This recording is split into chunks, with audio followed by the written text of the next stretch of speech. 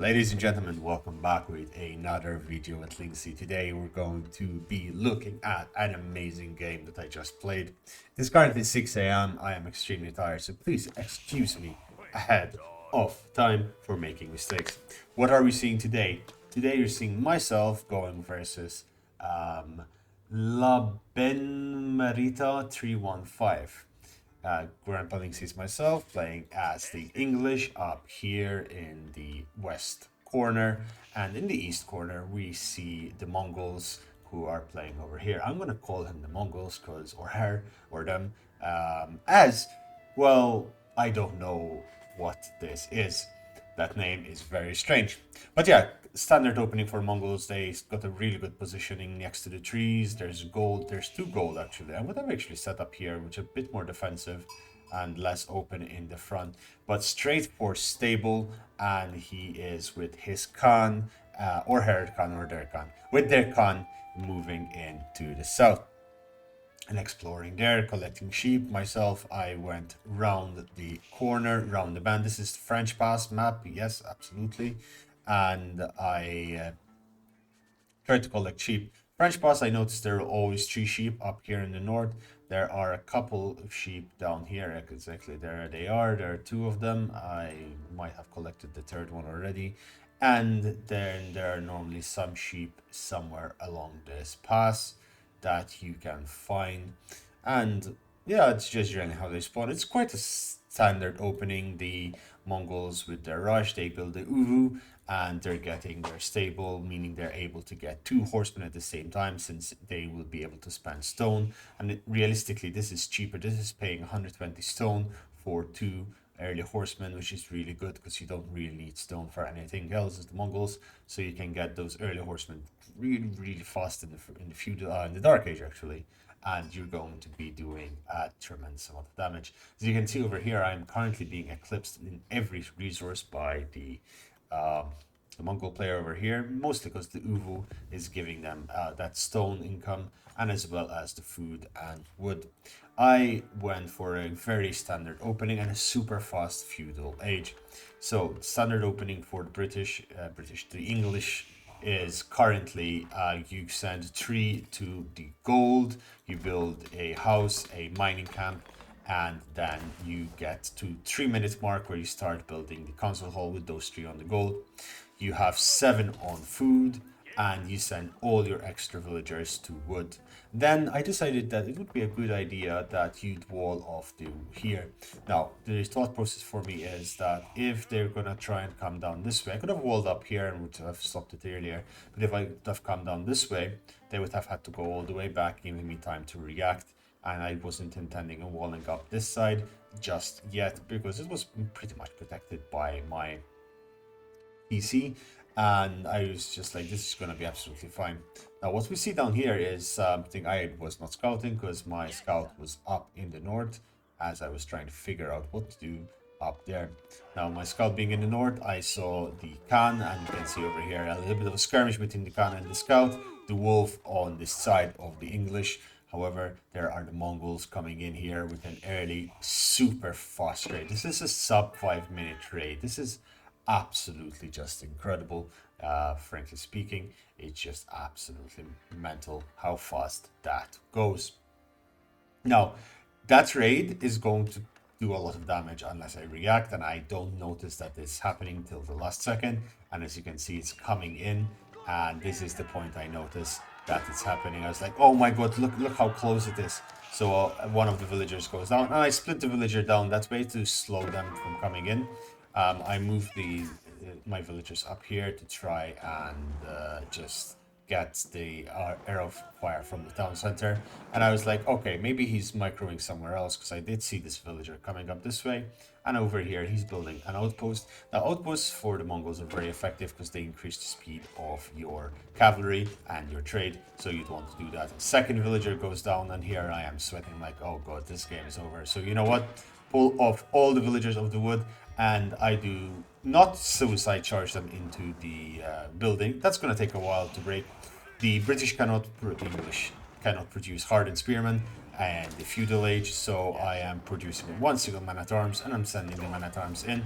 put some villagers inside the arrow tower, so they're shooting, and just finish off the council hall. This is going to allow me to be able to recruit hardened spearmen, allow me to get longbows, and this means that the early game push, even though it was effective to a certain extent, it slowed down my timing from a 5 minute into a 6 minute.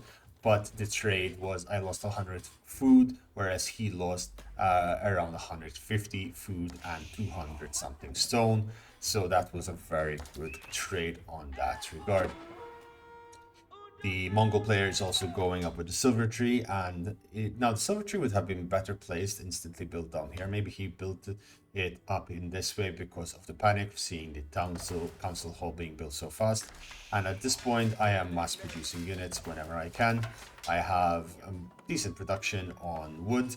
I'm kind of scared to go on the berries over here, and it makes sense for me. I cannot see anything from their side, so if I do selected player, so this is all I can see from the Mongol side. So I'm like, he's gonna potentially come in again with more units, so I'm being careful. I am walling up here as well. These are taking away resources that I should be investing into my longbows, but realistically speaking, he doesn't either have a clue what is happening. He's building the outposts back here, and this turns to be a very, very good decision by myself, building walls, blocking of any possible entry into the back.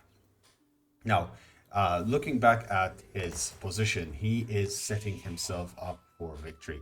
Now, the Mongol trade is absolutely busted. It is absolutely insane. I would not have built so many outposts back here, but rather I would have placed an outpost here and an outpost here, protecting the trade route and starting that very lucrative trade. You can start getting traders over here, and they can definitely afford it. Production is much higher. Having 27 villagers versus how many villagers are here? Okay, so we're actually even on villagers, even though I lost a couple. It's interesting. Now at this point, I am scouting with my scout and trying to figure out what I can see and where I can do damage. I am slowly building a number of longbows, and the sweet spot is 9 longbows, because then you can instant shoot pretty much enemy archers and enemy troops quite easily. Oh wow, okay, so he's starting to trade the dangerous route over here, and I had no clue about that. That is something I'm seeing just now. So this is very sneaky by the Mongol player. This is going to get him a lot of gold, a lot of resources, which is of course going to aid in getting the economy up and going. The main issue with this is, simply put, that I can easily raid it. This much have been much safer, even though the total cost will be much less, the total result would be much less. But the beautiful thing about the Mongols is you can move your buildings. So you could have packed up the silver tree, placed it there when you stabilized and got map control, because map control has been indeed lost. There is one horseman on the map, and that is pretty much it. And then there are just outposts being built in the rear. Wolf joining the Mongols this time around, and these guys are producing 8 food and 83 gold, which is quite decent. I mean, that is a total of 166 gold coming in. That is going to very much help, but the main issue that the Mongols are facing right now is they do not have anything to spend their gold on, with the exception perhaps of going up to Castle Age. In Castle Age, it would have been absolutely disastrous because the knights would melt this type of army. So my aim here is to stop the Castle Age from occurring. And at this point, it's important to note you need to add a blacksmith. And a blacksmith gets siege engineering, allowing yourself to build rams. Ram rushes are absolutely outstandingly effective in the early game. They are incredibly tanky and they're going to do a lot of damage. As I was saying, there are 9 over here, and you can see it starts damaging the villagers and pushing villagers off the food of the Mongol player over there. He is heavily invested in these pastures, producing a number of those. The outposts back here are possibly realized. Yeah, he realized that it is walled and that this plan of having the high speedway up here of outposts kind of wasted. I mean, this is for 400 wood just wasted. That could have been built to if 450 you could have built 3 more buildings of unit production. uh, he panic built an outpost to try and protect his wood line, but that was just too many, and I was not putting that much pressure on because I knew there were production buildings or possibly an army, so I was being very careful in my regards. But again, he of course he had no idea to know this and to understand this. I noticed the Khan and I sniped the Khan. These longbows are absolutely insane. They are so good. And at this point, my economy is skyrocketing. I have a lot of wood coming in per minute, 600 wood per minute, 400 food. That is enough to almost non-stop production of longbows. I am also getting some upgrades very shortly. Believe I get the steel arrow and the iron undermesh, which help against missiles and allowing me to have a little bit of an edge. My second ram is almost finished producing, and I am just he charged against my army over here. I counter both of his units because longbows counter basic archers and spears counter the horsemen, which are the counter to the longbows. And of course, he knew I had reinforcements coming in. Perhaps he thought he could finish off my army just before reinforcements hit. Perhaps that was the thought process there. That was a bit of mismicro from myself. These 3 archers could definitely be useful if they make it in over here. Now, this is a very important aspect, that you use your longbows in stutter step. So you move, you shoot, you move, you shoot, or pick targets. Don't let them shoot around. You have enough firepower to kill one model at a time. So target it down and try to get it finished. Over here, the villagers are being pulled in to repair the town center, and at this point there are 20 villagers that are AFK inside the town center. There are a lot of villagers coming in that are getting shot down by the longbows. There is almost non-stop longbow production over here, and a large number of longbows are being produced and are coming in, and they're shooting their way. Some of the forward army is falling, but mostly the forward army has done a lot of damage. These villagers are all heavily injured, and most of the villagers over here have dropped quite significantly. Player score wise, he's still higher than me. This is insane. The player score over here is 200 points higher than myself. And that's mostly probably due to the trade. The trade is helping immensely. Look at the gold income disparity. There it is. But from my end now at this point is I'm floating resources, so I start investing. I'm like, this might not finish. So the next step after you do this is invest in a stone, and so you can build a second town center. We've done damage. We've known we've done damage. I would be happy if this finished here. You know, I would be happy to retreat. I'm still leaving my army there just to exert a decorum of pressure, as I knew he didn't have anything that could have been able to counter this. He was building other archers. And I'm thinking to myself, I'm going to build another ram and charge back in. The town center is pretty much almost dead. And if I build a couple more rams, I'll be able to finish that quite easily. He still has 5... Okay, he has a number. Okay, he's trading with this trade post as well. And this is giving him only 15. Okay, that is not giving him a lot. He once again tried to reach out and poke at my army, but at this point he should know he needs to mass as much as possible, and he can produce 4 at a time much faster than what I can produce, because this council hall access to archery ranges at the same time. So for him it is much better. If we look at the current resources, he has a lot of floating wood, food, but not enough wood, whereas I am floating a little bit of everything, but not too much. His gold is extremely high, but he has nothing to use it on, so there's no point for him to get it. Unless, of course, he saved up a little bit, built a couple of these outposts, and went up into the castle age, brought out a couple of knights, and then I would have had a very difficult time to deal with him. Another thing he could have done to counter my attack right now is produce men-at-arms. Men-at-arms are exceptionally difficult for longbows to deal with, but he wasn't. He was heavily invested into archers and cavalry, and that was the end of it.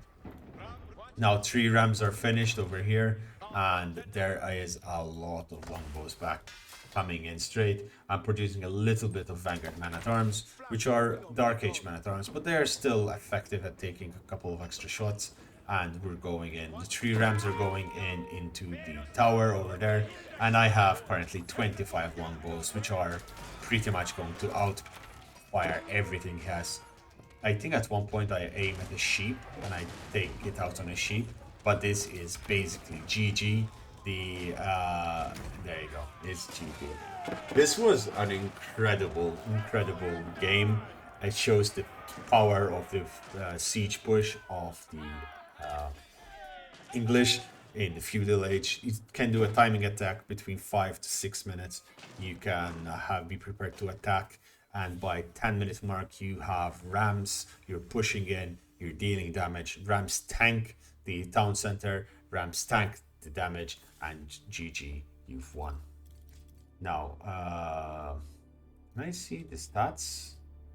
Yes, we can see the stats over here. And overall, as you can see, there was that initial dip that I had just before getting into. This is the 2 villagers I lost, and look at the power, this score dip that I had over there. But then getting into feudal, I got a little bit of an umpire, and overall he had more power than me, he had more economy than me, he had more everything pretty much. Total resource, yeah, resource count is much more powerful than me. Villagers, he had a little bit more because I lost that little edge, but eventually, of course, it went down. Military count is what I had a lot on, and I had a lot of investment in, and that's what did well. Score-wise, as you can see, you shouldn't really bother much with score, especially in the early game, as it does not make much of a difference. In the end, I had more power, military power, and that dealt more damage. If we look at statistics, overall, I had better military. However, I lost in economy and technology. I legit went for 2 technologies, or 3, I think, at the end of it. And I had an economy which was failing because it was just set up to mass produce longbows. Is this effective against every single player? No, it does struggle a little bit against the French. It does struggle a little bit against the Rus, because those knights are just absolutely destructive in their force. So what you do then is you produce 2 barracks and you get 2 hardened spearmen coming in at the same time, because they're going to help you quite a bit. Ladies and gentlemen, I hope you enjoyed this video. If you did, please leave a like, leave a comment, tell me what you think, and I'll see you again soon. Thank you and goodbye.